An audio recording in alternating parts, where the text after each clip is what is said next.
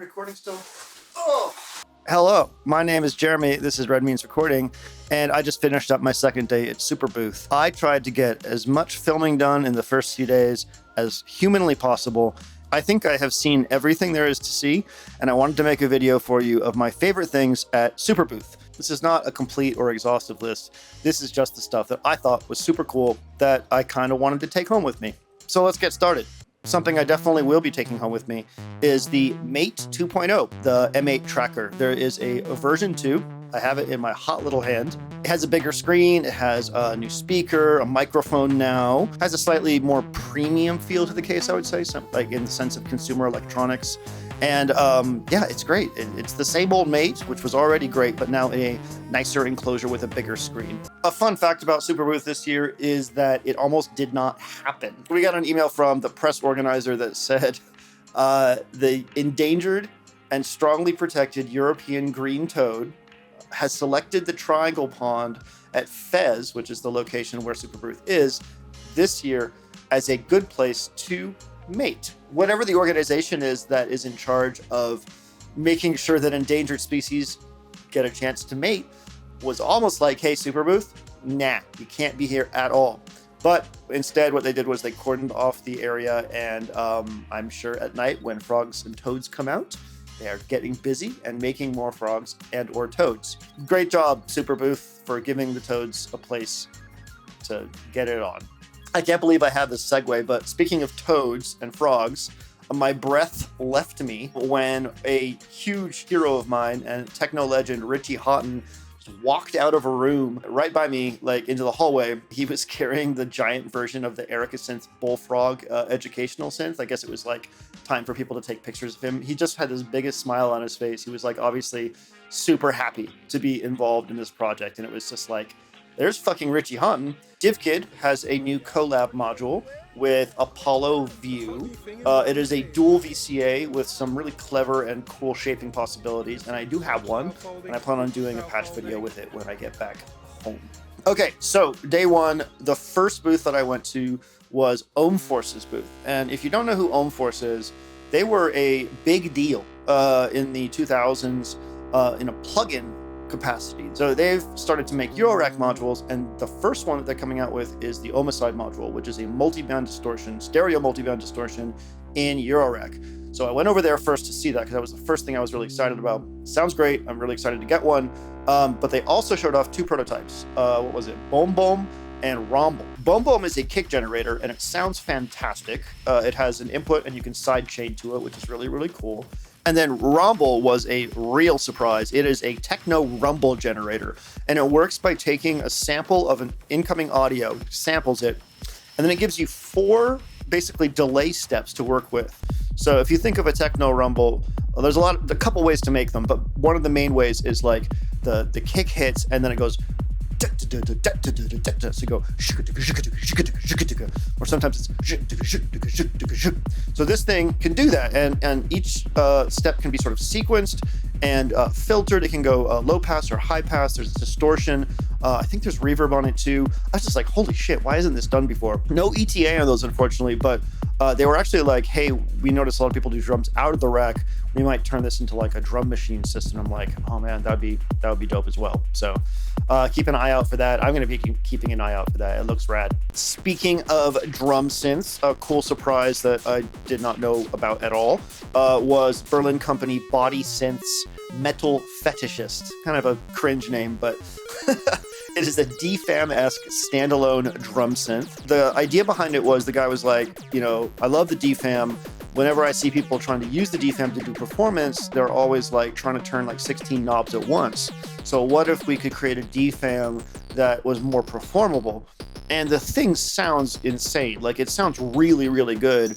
And one of the really clever things they did with it was the sequencer is a kind of a Turing machine, so it's kind of random, obviously synced random, has 32 steps. If it's in 0 steps, it will always spit out random stuff, sync random stuff.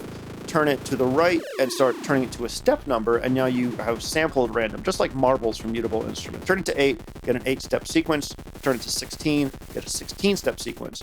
But the really cool thing about the sequencer is, if you, let's say you have a 16-step sequence, and you turn it back to 8, and then turn it back to 16, the second half of those steps will be a new sequence. The second half of those 8 steps, while the first set will stay the same. I don't think I've seen this before, and it was a really, really clever idea.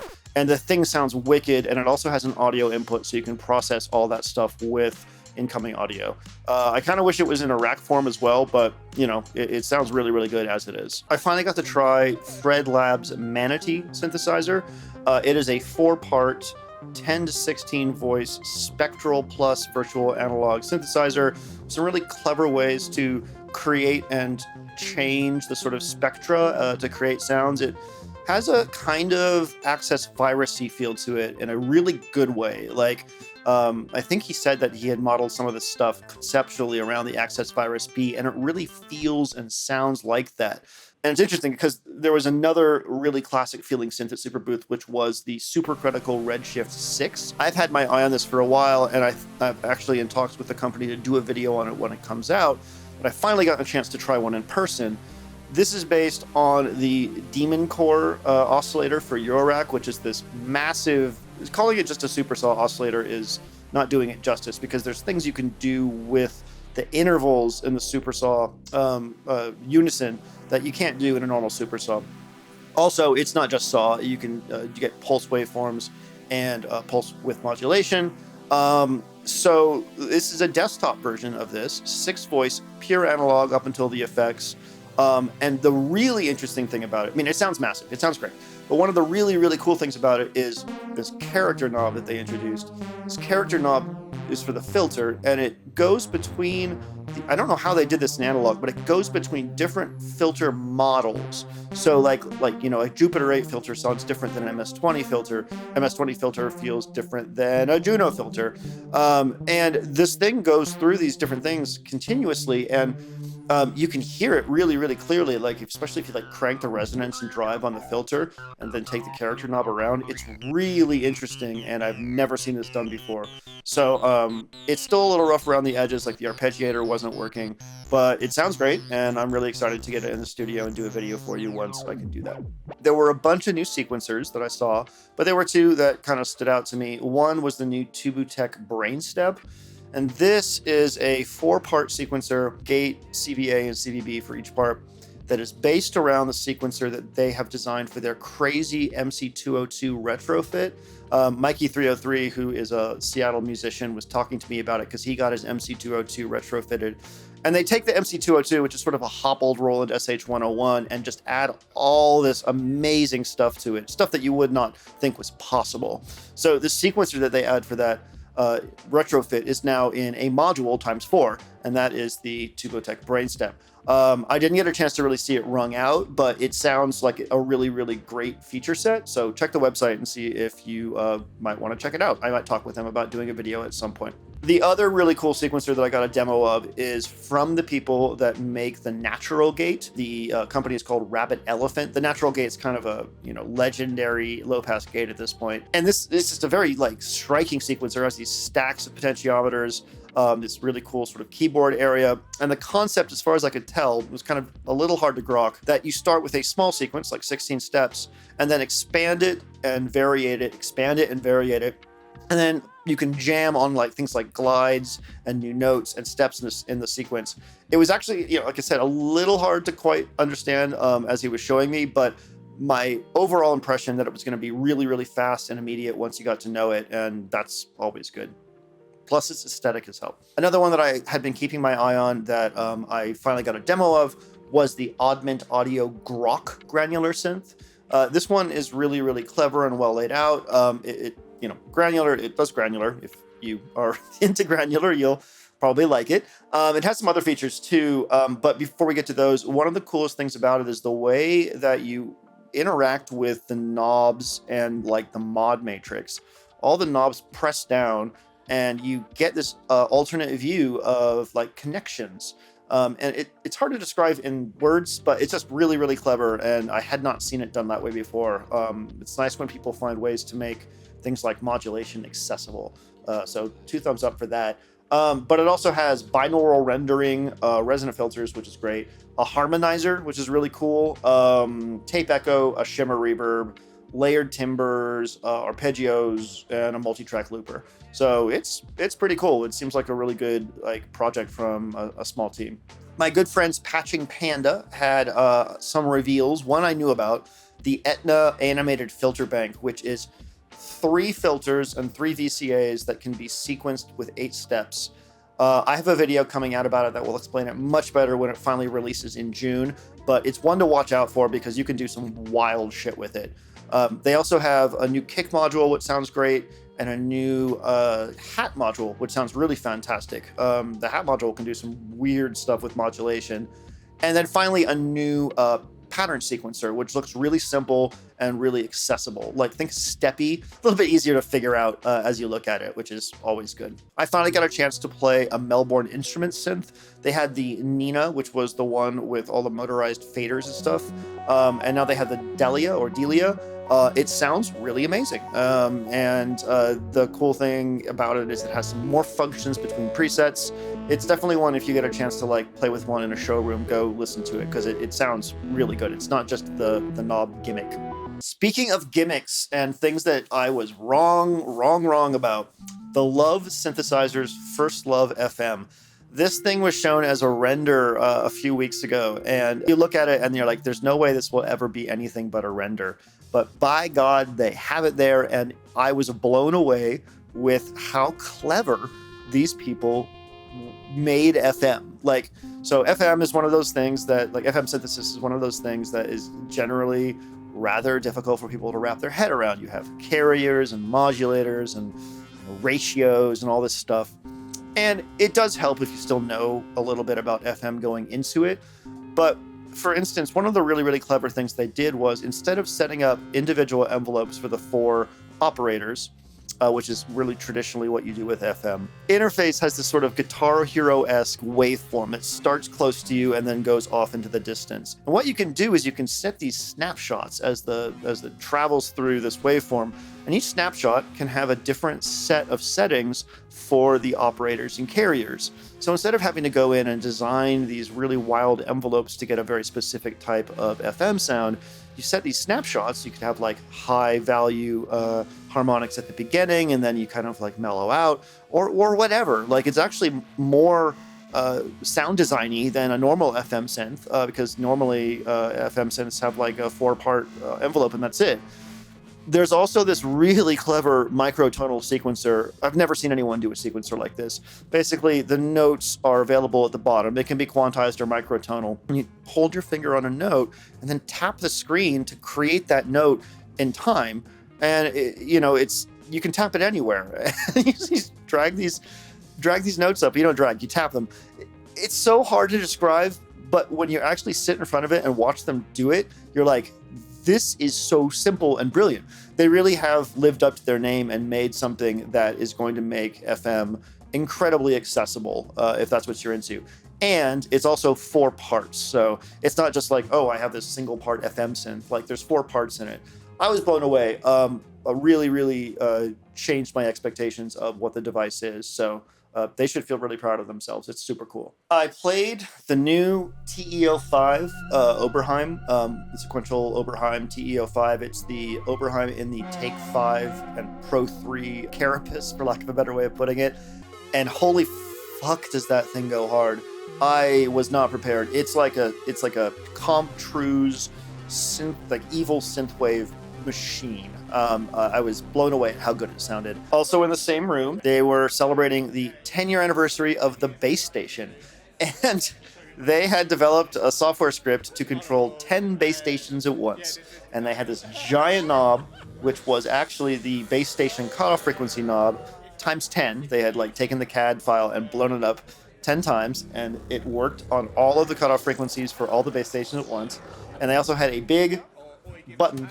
You pressed the button down, like the nut, and it randomized the patch for all the base stations. It was as ridiculous as it might have sounded. It sounded fantastic. I got a chance to play around with a new bastl thyme, Thyme. It's a delay processor. And of course, because it's bastl, it's not just a delay processor. There's a sequencer built into it. I was just playing some kalimba through it, and once you hit play on a sequencer, it does insane things with delay rhythms and stuff like that. That's another one that I have waiting for me at home to do a video on. So as soon as I get back from Berlin, I'll bust it out and I'll probably do a video on it for y'all. Speaking of wild things, the silhouette synthesizer. I'm so glad that people exist that think these things up. So this thing is a visual synthesizer, meaning it creates its waveforms from a camera source. Or what else do they say? A JPEG or a movie as well. So you can feed it that as well. They had two versions there. The main big version that they already had and a portable version. The main big version they had pointing at a light box, and they would just like add things to this light box and the waveform would change as they did it. It was freaking brilliant. And then this portable version, they were walking around just pointing the camera at things and generating waveforms from the space around them. I have absolutely no need for this thing, but it is so cool. And I'm hoping to see more adventurous musicians and maybe even visualists start to incorporate it into their sets. It's really, really cool. My good friends at Acid Rain, another Seattle company, they have a prototype at Superbooth called the Nemo. And he's been talking about this for a while. Basically this idea that it's a modular synth in a desktop with no cables or patch points. Instead, to make patch points, so to speak, you press a button and press another button and then turn up the amount you want that thing to modulate the other thing. It's still very much in a prototype phase, but the possibilities are pretty wild. 2 VCOs, 2 VCFs, looping function generator, some LFOs, and I think a delay. And the delay will work on both audio and quote-unquote CV. So keep an eye out for this one. I think it's going to be really, really cool once it comes out. And it looks cool. The way he's designed the LED light rings that are either like red or white. I don't know. It's very striking and cool looking. The people behind the Oxy One and Oxy Coral, I guess that would be the company called Oxy, have a new module called Meta. This thing is a sleeper hit, I think, of Superbooth if you're into modular and you're into performance and you're into performances that need a little woo-woo. Because basically what this is a multi-effect processor. It can do gating, it can do filtering, and it's very simple looking. There's like 2 controls and like a selection of effects. But one of the most amazing things that it can do is that it can do risers. So there is a riser that like washes out and rises up to create buildups. But then there's a ridiculous version of it that with the incoming clock, it generates snare fills. So as the riser is going up, you can turn one knob to make the riser sound go like whoosh, another knob to go from like chut chut chut chut to chicka chicka chicka chicka. It's so stupid and so awesome at the same time, and I can't wait to try one out. It's really, really cool. The next one is a standout for me. This is the one thing I walked away from the convention with wanting to buy right then, and that is the befaco onineri. It is a self-contained drone synth, sort of a la Strega, if you are familiar with the make noise Strega, but I think more interesting almost. I don't know how this thing works, but I spent more time playing with it than I did anything else at Superbooth. It is apocalyptic. It is horror-esque. It does things and you don't know why, but in an interesting way. It feels organic and feedbacky and just cool. I desperately want one. I want one just to like experiment with and play with. A huge standout, and it will be available in a DIY and in a already assembled one. So keep an eye out for the befaco onineri. There were a fair number of things that surprised me how much I liked them. Maybe I'm getting tired of synthesizers. Maybe I'm getting old. I'm not sure. But one of the things that really, really made me happy was the Leaf Audio microphonic soundbox. I feel like Heinbach may have already done a video on this, but basically it is a wooden box with things like antennas and like sandpaper, little things you can go pokey at, and a contact mic inside. And it picks up everything you do when you touch it in a very, very like intimate and close way. And he was sending it, the manufacturer was sending it into AUM on the iPad with just a little bit of reverb and delay, and it was mesmerizing. It was so cool. Like the Onineri, I probably could have spent a really, really long time playing with it and experimenting with different effects on the master chain for it. I think I might be getting one just because it was like a really, really meditative experience playing around with it. The people that help manufacture instro modules and also design their own modules, the Glasgow Synth Guild, had this filter they're coming out with called the procyon. Sorry, I don't know how it's pronounced. It is an MS-20 based filter, stereo. And when I walked up, it was just going buck wild. It was screaming. And I was like, can you show me what this is? And like, so he showed me, and I'm like, holy crap, this sounds amazing. So I'm like, you're sending a saw wave through it right now. He's like, no, this is a sine wave. I'm like, Jesus Christ. So yeah, the thing can drive and squeal and scream. And it also has some really clever ways of dealing with filters on left and right. So you can get some interesting movement between like high pass, low pass and stuff like that. I am very excited about this filter. In the same booth, there was also an amazing module called the Ecto Core, which is a collaboration between Infinite Digits and Toadstool Tech. And the Ecto Core, as far as I understand it, is based on a Norn script called Amen. And you might be guessing that it is based on chopping up breaks, like the Amen break.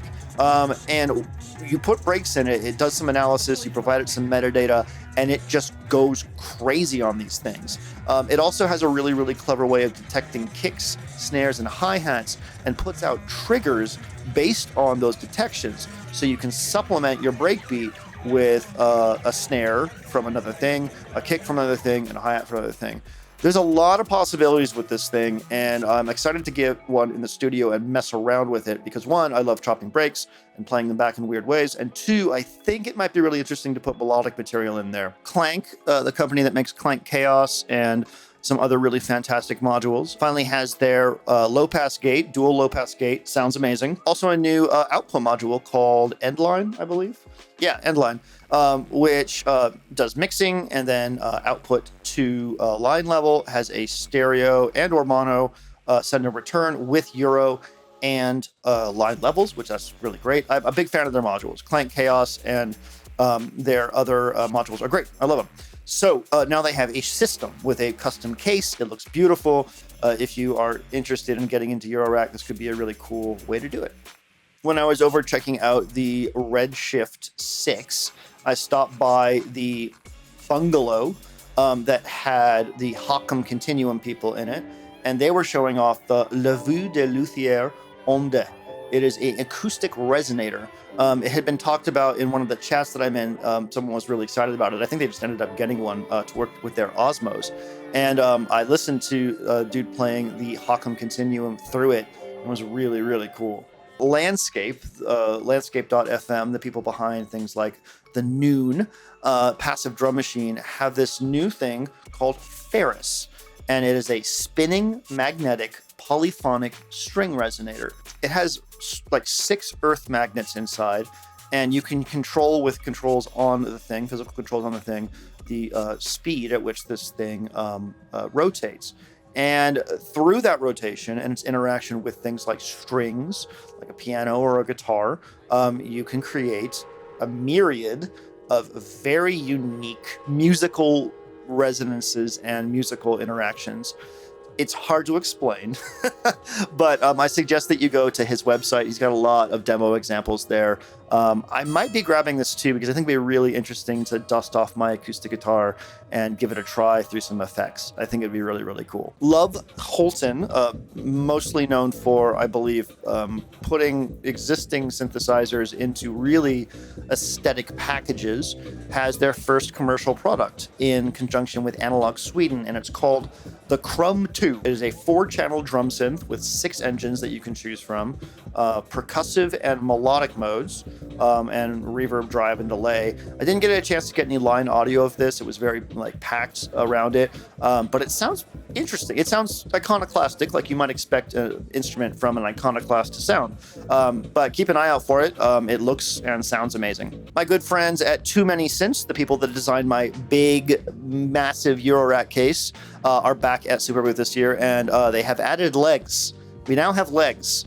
They have this really striking case with wooden legs. It was really beautiful. But they're also doing custom cases with like spaces for like the Hapax or the Oxy One, which was really, really cool. It's just like, I loved how they integrated the Hapax into the case and then have a breakout box, a breakout module where all the cables for the Hapax run inside the Eurorack case and into this breakout module. It was really, really clever. And finally, last but not least, would be the Sound Workshop Wiggler version 3. When I first saw this in the news a while ago, it was really just kind of like, why? What is this?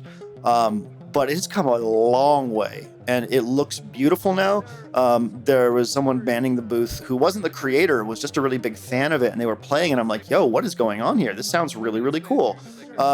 The thing that's really neat about it, one, is that it's another sort of take on like a super expressive way of playing, but also it's trying to make playing a bit easier. For instance, the guy that was playing, he said he was a guitar player and he didn't really know how to play a keyboard, so it was cool to see how he was moving around doing these kind of fancy chordal arpeggios, chord changes on the arpeggios. I don't know, it's just unique, and I think I'm going to try to do a video on it if I can, just because I'm really digging when people are trying to do something new, especially when that thing allows you to play expressively. I think that's really, really cool. Like the Osmos, you know? I think that's it. I probably have missed some things, but there's lots of people doing coverage at Superbooth, so if I have missed something, I promise you somebody else has picked it up. These are the things that made me excited. It was a great year, as it always is. I love Superbooth, and if anyone watching has the means to get to Berlin during this period of time, I strongly suggest you do. If you're into synthesizers, of course. I mean, if not, just come to Berlin. It's a cool place. Thanks to everybody who I said hi to and who I got to hang out with and who made this trip possible. I'm going to drink a Pilsner and pass out. Anyways, that's it from me. Thank you so much for watching. My name is Jeremy. This is Red Means Recording, and I hope you have a wonderful day.